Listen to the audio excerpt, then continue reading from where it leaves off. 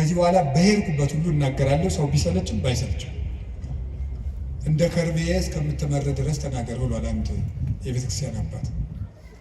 እሺ አንደኛው በቀን እንድታደርጉት ሁሉ ጊዜ ነው የምነግራችሁ። እዚህ መድረክም ተናግሬያለሁ።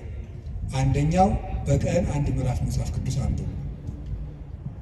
ሁለተኛው በቀን ቤተክርስቲያን ሳትገቡ አትዋሉ። እንዲያውም ከዛሬ በኋላ በሰበኩበት ሁሉ ለመናገር ነው ቃል የምገባው። እግዚአብሔር ይረዳል። እነዚህን 5 ነገሮች ሰው እስኪያደርጋቸው ድረስ ከቻልኩ እስከምሞት እናገራለሁ። እናንተም በጸሎት ካሰባችሁ እና ካስጨረሰኝ። ስለዚህ የመጀመሪያው አንድ ምዕራፍ መጽሐፍ ቅዱስ በቀን አንብቡ። ሁለተኛው ቤተክርስቲያን ሳትገቡ አትዋሉ። በቀን መግባት የማያስችል ተፈጥሯዊ ግዳጅ ከገጠማችሁ ደጅ ላይ ቆማችሁ ሄዱ። ሶስተኛው በሳምንት አንድ ቀን ቢያንስ አስቀድሱ። ውስጥ ገብታችሁ በሳምንት አንድ ቀን ቢያንስ ማለት ነው። አራተኛው ንስሐ ግቡ። ንስሐ ግቡ። ንስሐ እንደውም ምንድን ነው የምትባለው? ሌላኛይቱ ከእግዚአብሔር የተሰጠችን ልደት ናት የሚባለው። አንድ ልደት ከእናት አባት ተወለዳል። ሌላ ልደት ደግሞ በጥምቀት እንደገና እሷ ስትደበዝዝ ደግሞ እግዚአብሔር በንስሐ ልደት ተሰጠ።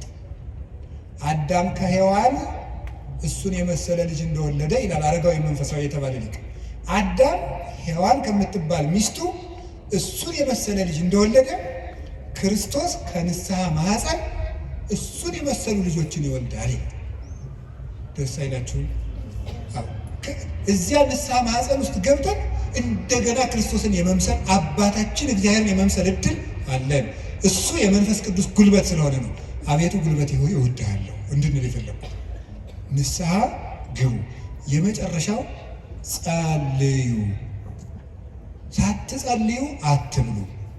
ሳትጸልዩ እቤት አትውጡ። ብትችሉ ስግደት ስገዱ። ስገዱ። ጥቂት ስገዱ።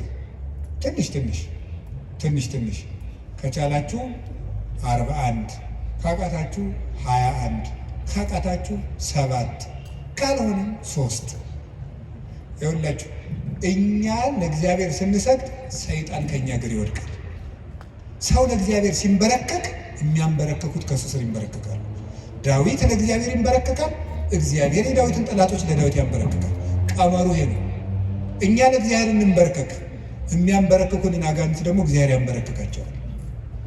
ሰው ለእግዚአብሔር ሲንበረከክ ትልቅ ነገር ነው። ስለዚህ ጥቂት ስግደት በቀን ስገዱ። ጸልዩ። ጸሎት አታቋርጡ። ለጸሎታችሁ ደግሞ ቀመር አታብጁለት። ማለት ነው ዛሬ ንጹህ ነኝ ልጸልይ፣ ዛሬ ረክሻለሁ አልጸልይም። በቃ ሁልጊዜ ዝም ብላችሁ ጸልዩ። ሁልጊዜ ጸልዩ። ይህን ያደረግን እንደሆነ እግዚአብሔር ጉልበት ይሆንልናል ልላችሁ ፈልጌ ነው። መድኃኔዓለም ለሁላችንም ጉልበት ይሆናል።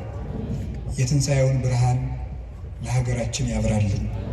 የጨለመብንን ነገር ሁሉ በትንሣኤው ብርሃን ያርቅልን።